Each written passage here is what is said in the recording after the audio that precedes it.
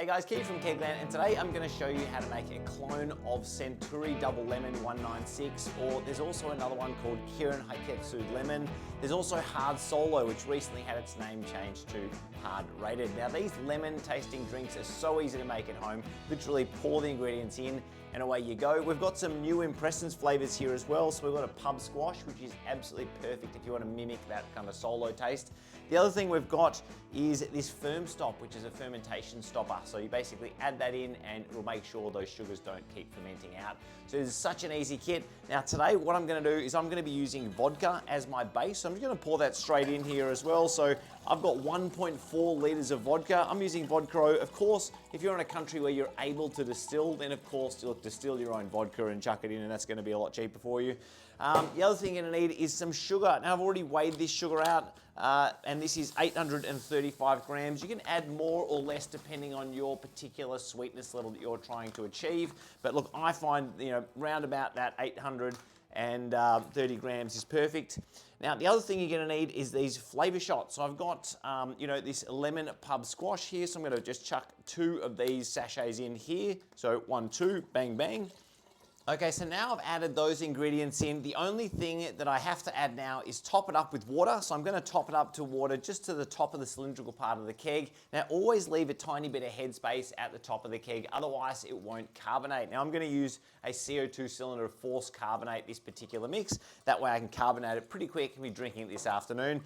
Lastly, I'll say I've got this firm stop. So the Impressence firm stop will stop yeast from continuing to ferment. Obviously, I've just added a whole bunch of sugar in there, and there's wild yeast from the air and stuff like that, which is gonna get in here. Now, if that wild yeast takes off, it's essentially gonna ferment that sugar out. I'm gonna end up with too much carbonation. The other thing is not gonna taste sweet enough, and it's gonna be too alcoholic because the remaining sugar's fermented out. So I don't really want that, so I'm gonna chuck in this firm stop at the end. Now, I do say end specifically, and I'm emphasizing that point because if you chuck this in at the start, the firm stop reacts with the pub squash. The acidity in the pub squash will actually cause this to precipitate out, and then it won't actually do its job. So it's absolutely vital that I add this in this particular order with a firm stop last. So topping it up with water, and last ingredient, I'm gonna chuck that firm stop in right at the end. Well, that is a dangerously tasty beverage. I can see myself having about 1 million of those on a boiling hot day. If you guys want to try out any other flavor shot range, we're increasing the range at the moment. This is obviously the pub squash we've used for this particular recipe. But we've got other things like Coke flavors and tonic flavors and gin flavors. So you can make your own gin and tonic, Scotch and Coke, or we've even got a ginger beer and apple cider recipe, which we're going to release in the flavor shot range, which is just as easy as what I've just mixed up in front of you. Now this particular recipe was for a 9.5 litre keg, but you could obviously just double it and get a 19 litre or 20 litre keg. Obviously lots of keg options like the Oxybar 8 litres or 4 litres and stuff like that, and just sort of mix the different sizes of sachets to suit your particular setup. I should also say, with these Impressence flavor shots, we've got an increasing number of distributors taking these on as well. So whether you want to buy this pub squash or a cola, or you want to make your own Scotch and Coke or gin and tonic, have a look at the map we've got online. So go to kegland.com.au/distributors, then go to that webpage there, and then you'll find a map where you can see all the distributors around Australia which are holding the Impressence flavor shot range. Just ask them about that or get them to order it in for you, and that's the best way to do it. Now, the other thing I should say is there's lots of variations on this particular recipe. Now, obviously, I've added vodka, which is really easy. I've just sort of chucked it in. Now, if you're in a country where you can just, distill your own vodka like New Zealand, obviously you can distill it yourself. The other thing you can do is actually use a Setzer base. So if you actually get things like sugar fermented out with like a dry fermenting yeast, and obviously you need some yeast nutrient to get a good job done of that, then you can chuck the same ingredients in and then you can make the same product. Another alternative is, let's say you don't have a kegerator or any keg set up, you can of course use the other old school method of just whacking in bottles as well. So a lot of home brew stores can help you, advise you on this type of step. But what you would do in that instance is ferment the bulk product in a fermenter.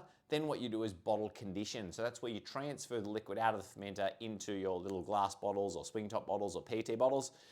put in a carbonation cap and ferment it a little bit further in the bottle. That way you carbonate it in the bottle. No need for a keg or a CO2 cylinder in that instance. Mind you, if you are going to do that, just remember that if you're doing that secondary carbonation step inside the bottle, do not add the firm stop. It should go without saying, because this firm stop is going to stop the fermentation. It's not going to allow it to carbonate in the bottle naturally, with that extra fermentation step. So leave that out, obviously, if you're bottling. The other thing I should say is if you are going to put this into bottle, obviously you can't just whack a heap of sugar in there because that's also going to ferment out. So if you are bottling and you're bottle conditioning, you have to add artificial sweetener into that. So that's the only way to really sort of keep that sugar or sweetness taste in the final, product without it sort of fermenting all the way and becoming like overcarbonated and too dry. So that's the other thing I'll mention. Lastly, I should say we've got some other flavor shots on the horizon, such as an artificial sweetener pack as well. So look out for that one. We don't have an exact release date. We're still experimenting with various different artificial sweeteners. So if you're worried about like, for instance, consuming too much sugar, or for instance, you just wanted to, bottle condition and want to get an artificial sweetener for that reason, then, keep a look on the website, and that's going to come out in the imminent future. Anyway, that's it. Hope you enjoy, this awesome hard solo pub squash or Suntory double lemon 196 recipe, whatever you want to call it. If you want to hear about any of the other cool new videos that are coming out, bottom right hand corner, hit subscribe now. The other thing you can do is jump on our Facebook homebrew community groups. Lots of guys like yourself sharing tips and tricks on how to get the most out of the gear. Lastly, I'll say I'm going to do another video similar to this video where I talk about actually adding our new Vinca product into this kit as well. So if you don't have access to vodka, or you don't want to make your own seltzer, or you can't bother doing any fermenting, that's going to be part of our ready to keg range. So have a look at that one. I'm going to release another video on that where literally it's just pouring in the keg. We even sell the alcoholic base in there. You just pour everything in and away you go, and you've got a keg of, hard solo or whatever you want to call it. Anyway, that's it, and see you guys next time. Bye.